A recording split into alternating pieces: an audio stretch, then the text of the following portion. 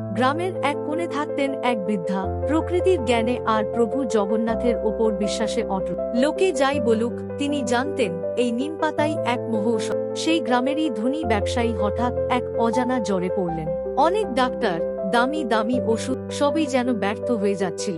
গ্রামের লোক ঠাট্টা করতে বলতো, এই যুগে এসব কে ব্যবহার করে? তাদের হাতে ছিল চকচকে প্যাকেটের নিম পাউডার। অবশেষে সব আশা শেষ হয়ে গেলে ধনী ব্যক্তির স্ত্রী সেই বৃদ্ধার কাছে এলেন। বৃদ্ধা তাঁর হাতে তুলে দিলেন এক বাটি নিমচূর্ণ, বললেন, বিশ্বাস রাখো মা, প্রভু জগন্নাথ সব ঠিক করে দেবেন। প্রসাদ ভেবে সেই নিমচূর্ণ গায়ে লাগালেন ধনী ব্যক্তি। দিন সকালে এক আশ্চর্য ঘটনা ঘটল। ধনী ব্যক্তি সম্পূর্ণ সুস্থ হয়ে বিছানায় উঠে বসলেন। যেন এক অলৌকিক ঘটনা। যে জ্ঞানকে তিনি এতদিন অবহেলা করেছিলেন, আজ সেই জ্ঞানের কাছেই তিনি নত হলেন। চোখে জল আর হৃদয়ে কৃতজ্ঞতা নিয়ে তিনি বৃদ্ধার পা ধরে বললেন, মা, তুমি আমার জীবন বাঁচিয়েছ। সেই দিন থেকে পুরো গ্রামের মানুষের বিশ্বাস ফিরে এলো। সবাই এখন ঠাট্টা না করে তার কাছ থেকে ভক্তি ভরে নিমচূর্ণ নেয়, আর আকাশে বাতাসে একটাই ধ্বনি শোনা যায়, জয় জগন্নাথ।